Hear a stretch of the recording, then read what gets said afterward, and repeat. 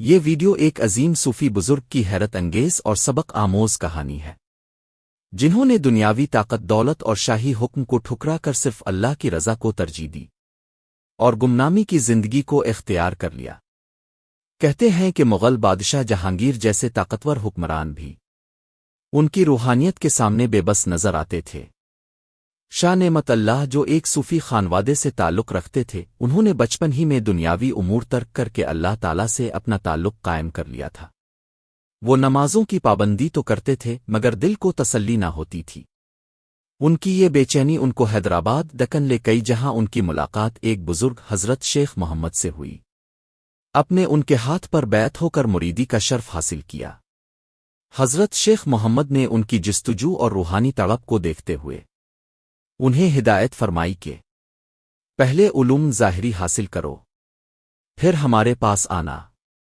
مرشد کی ہدایت کے مطابق نعمت اللہ علوم ظاہری حاصل کرنے دولت آباد چلے گئے، جہاں فلسفہ اور حکمت کی تعلیم حاصل کی۔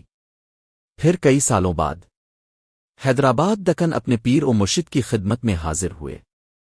پیر و مرشد نے انہیں خوش آمدید کہا اور خصوصی توجہ دی، اور ذکر و اشغال میں کامل کرنے کے بعد فیروزپور جانے اور تنہائی اختیار کرنے کا حکم دیا۔ نعمت اللہ نے فیروزپور کے گرد و نواح میں گمنامی میں 16 سال تک مسلسل عبادت اور ریاضت کی اور مختلف بزرگوں سے فیض حاصل کیا۔ پھر وہ دوبارہ پیر و مرشد کی خدمت میں حاضر ہوئے تو انہیں گجرات میں شاہ عالم نامی بزرگ سے فیض حاصل کرنے کا حکم ملا۔ یوں وہ گجرات پہنچے۔ حضرت شاہ عالم نے انہیں خوش آمدید کہا اور اپنے ساتھ قیام کا بندوبست فرمایا، جہاں اپنے روحانیت کی اعلیٰ درجات حاصل کیے۔ اسی دوران حضرت شاہ عالم کا انتقال ہو گیا، مگر نعمت اللہ کا قیام گجرات میں ہی رہا۔ اس دوران شاہ عالم کے صاحبزادے شیخ جلال اب کے مرید بن گئے۔ انہی دنوں مغل بادشاہ جہانگیر گجرات پہنچا اور شیخ جلال نے بادشاہ کی ملازمت اختیار کر لی۔ جب بادشاہ نے گجرات میں شاہ نعمت اللہ کے زہد و تقوی کے بارے میں سنا تو اس کو شاہ نعمت اللہ سے ملاقات کا اشتیاق پیدا ہوا۔ چنانچہ بادشاہ نے حکم دیا کہ شاہ نعمت اللہ کو دربار میں حاضر کیا جائے، مگر شاہ نعمت اللہ نے اس حکم کو قبول نہ کیا اور ملاقات سے انکار کر دیا۔ بادشاہ اس انکار پر تلملا گیا، مگر ان کے روحانی رتبے سے مروب بھی تھا اور ان سے ملاقات کی خواہش بھی رکھتا تھا، اس لیے خاموشی اختیار کر لی۔ مگر جب اسے معلوم ہوا کہ شاہ نعمت اللہ اکثر شاہ عالم کے مزار پر ہوتے ہیں تو اس نے وہاں فاتحہ خوانی کا ارادہ کیا، مگر شاہ عالم کو بادشاہ کے ارادے کا علم ہو گیا۔ چنانچہ جس وقت بادشاہ مزار کے دروازے سے داخل ہو رہا تھا تو شاہ نعمت اللہ دوسرے دروازے سے نکل گئے۔ یوں بادشاہ کی ملاقات ان سے نہ ہو سکی، جس کا بادشاہ کو کئی دنوں تک ملال رہا۔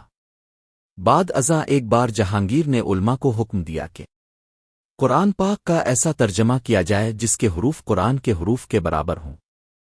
علماء کی ایک جماعت نے مل کر اس کام کو انجام دینے کی کوشش کی، مگر وہ صرف 2.5 پاروں کا ہی ترجمہ کر سکے۔ پھر انہوں نے بادشاہ سے عرض کیا کہ یہ کام اگر شاہ نعمت اللہ چاہیں تو بخوبی مکمل کر سکتے ہیں۔ بادشاہ بولا، شاہ صاحب تو ہم سے ملنا بھی گوارا نہیں کرتے، تو وہ ہمارے کہنے پر یہ ترجمہ کیوں کریں گے؟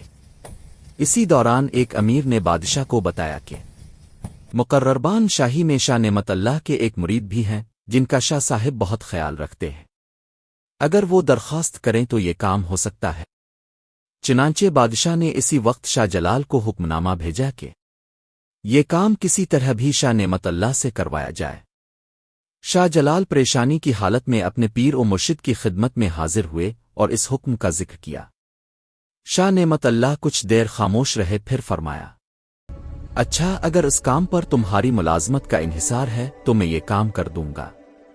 چنانچہ 2 ماہ کی قلیل مدت میں یہ کام پائے تکمیل کو پہنچ گیا اور نسخہ بادشاہ کی خدمت میں پیش کر دیا گیا۔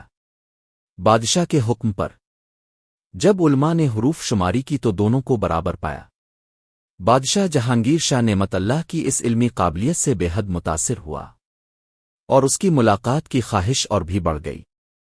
اس ترجمے کا نام ترجمہ جہانگیری رکھا گیا۔